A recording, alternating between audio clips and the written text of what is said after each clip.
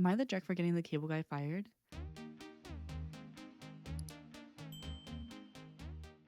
So I'm a 28-year-old female, and my internet and cable went down. So I set an appointment to get it repaired. 2 days ago, the repairman shows up and everything is going well. While he's setting up, I offer him a glass of water or a soda. He accepts the soda. Once he finished fixing everything, he asks for my phone number. I give it to him, and he gives me his number as well. So he leaves, or so I thought. As he's sitting in his van, he texts me saying he left his drink and one of his tools. So I bring it out to his van. Then it got weird. He started asking personal questions. He asked me about my intimate life, how many people lived in my home, and other things. So I shut the conversation down and handed him his things. As I hand him his things, he started rubbing my hand and asked for a kiss while rubbing his privates through his pants. I snatched my hand away and ran back to my house. As I am walking away, he asked if I wanted to ride back to my house, which was only a few feet away. So I immediately go back into my house and call my sister, who told me to call the police and the cable company. I called his job and reported him and filed a police report. The supervisor informed me that he would be taken care of, so I assume he will be getting fired. Am I the a-hole for getting him fired and possibly arrested? Someone said, not the a-hole. You literally got assaulted. Calling the job is the minimum. What's scary is he's that comfortable doing that. Think about how many people he's violated in life. Am I the jerk for telling my brother-in-law he embarrassed our whole family after he ate an insane amount of wasabi on a dare before my sister's rehearsal dinner? My sister had her rehearsal dinner last Friday. Nice place. Both families meeting properly for the first time. It was supposed to be a really special night. About an hour before dinner, my brother-in-law and a couple of the groomsmen went to grab a drink at a sushi place near the restaurant. Normal pregame stuff, nothing wrong with that. But apparently, one of the groomsmen dared my brother-in-law to eat a massive ball of wasabi in one bite. Like, not a normal amount. A golf ball-sized chunk. He did it because he's that guy. By the time they got to the rehearsal dinner, he was a mess. His face was bright red. His eyes were watering nonstop. He kept sniffling and wiping his nose every 30 seconds. My sister's future mother-in-law asked him if he was okay, and he said, yeah, just allergies in the middle of winter, indoors. He couldn't eat anything at dinner because his mouth and throat were still burning. He just sat there drinking water glass after water glass. The waiter kept refilling, and my brother-in-law kept draining them.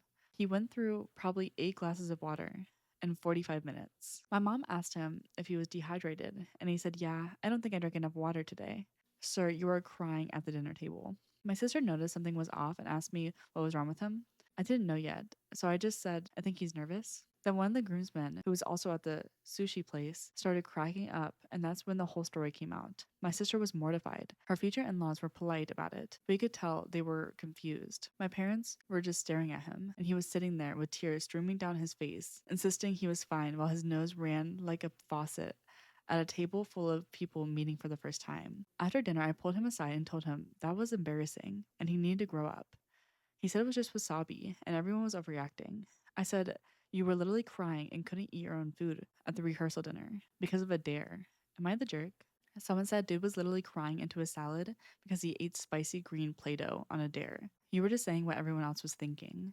Someone else said, why are you embarrassed by someone else making themselves an idiot? Am I the a-hole for saying I don't want my girlfriend to go away on a holiday or the girl she's been intimate with before? So my girlfriend is a 27-year-old female, and she has this friend, a 28-year-old female, since school. When she was 18 or so, they had a few intimate times together with her boyfriend. Her friend lives in Dubai now. She has seen her like once a year since all that. Normally a night out in London or something, which is where we live. Her friend asked her to come over for a long weekend to Dubai at her flat. Just them two. I told my girlfriend I'm not comfortable with that, given their intimate history. Am I out of line here? Or is this fair enough boundary to have? I basically said if she chooses to go away with her, that we would be finished. My girlfriend and I have been together for 2 years now, and I lived with each other for 1 year. I do trust her and believe she's loyal, but this is too much for me. When they met up for a night out in London previously, I wasn't happy with it, but I didn't stop her from going. This is different, I think. Someone said not the a-hole. I would not be comfortable with this at all given their past. And someone else said not out of line at all. Comfort and trust in a relationship doesn't mean ignoring red flags or feeling of unease. You're allowed to say I'm not cool with that. I turned a peaceful morning hike into a brown lake. I have a confession. This morning I went on a usual peaceful sunrise hike. Crisp air, birds chirping, feeling like a disciplined, high functioning adult who has his life together. Somewhere about halfway, though, I felt a distant rumble in my stomach. You know the one. The polite warning rumble, the maybe we should head home soon rumble. I tried to ignore it, but within seconds, my body escalated from courtesy notice to a mandatory evacuation order. There was no negotiating, no debating, no let's see how this plays out. It was clear. If I don't start jogging immediately, there was going to be a catastrophic event in the middle of the public trail. So I start running. The rumble intensifies. Every step felt like I was carrying a shaken soda bottle with the cap barely screwed on. At this point, I'm scanning the landscape like I'm in the middle of a survival documentary. I see a small offshoot trail, slightly downhill, enough bush for potential privacy. It's now or never. I veer off, hustle down a bit, drop into emergency position, and with approximately 1.6 seconds, the lake was formed. I have never experienced such immediate, violent relief. It was like my body hit the factory reset button. I stood there in silence, staring at what can only be described as a small geographical feature. I looked around, no witnesses, no hikers, just me and my fresh memory of poor life choices. I made the executive decision to exit the scene swiftly and pretend I was never there. I walked back onto the main trail like a man who had just survived a natural disaster. I made it home, washed my area. I have never felt lighter in my life. If you were hiking this morning and noticed a suspicious mudslide slightly off trail, I'm sorry. To the wildlife, may nature do its thing. That is all. Am I overreacting for thinking my stepdad is weird for this? My boyfriend went into the kitchen about 7 a.m. to get us a drink, and he saw my stepdad with his pants down. He had his penis in one hand and something else in the other. My boyfriend literally saw my stepdad's butt cheek. Though when my stepdad saw my boyfriend, he tried to hide everything. My boyfriend's pissed because he says I'm the one who could have saw that. Do I tell my mom what I saw? This is so weird. Am I overreacting? Someone said not an overreaction. Yes, tell your mother. There's something wrong with him. Someone said not an overreaction. I'm glad your boyfriend's first instinct was to be concerned for you. That's the right reaction. Someone said, what the heck? Not an overreaction. You definitely need to tell your mother.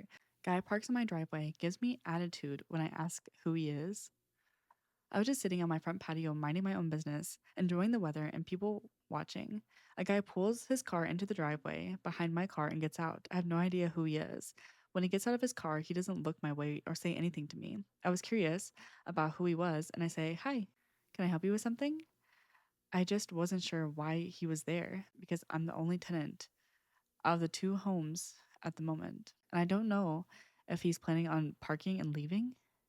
He says back with a snarky tone, No, you can't help me with anything. I'm just delivering something next door. Are you going to be moving your car in the next 3 minutes?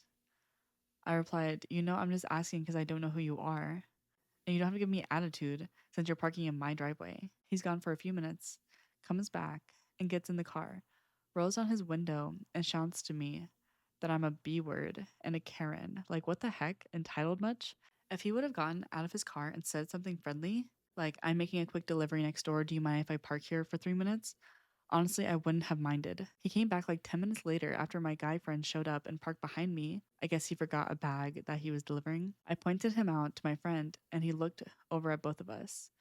And wouldn't you know it, he suddenly had nothing to say. He gave me so much attitude for no reason, entitled by parking in my damn driveway, then being a D-bag when I simply asked who he is. Some serious rage going on with that guy. Someone said, ask your neighbor who you ordered from, then call and complain. Someone said 2 days ago, new people moved into the house next to us. They drove up a gigantic U-Haul at 2:30 in the morning and parked in front of their house, but also potentially blocked my driveway. They didn't park it all the way to the curb. A school bus tried getting by it at 7 a.m. and couldn't fit, so he started honking, and my neighbor across the street ended up having to go over and bang on the door to wake them up to move the U-Haul, which they did, in front of my house, on the lawn, and blocking 3/4 of my driveway. So then I had to go over there and wake them up again because I had to go to work and couldn't get out of my driveway.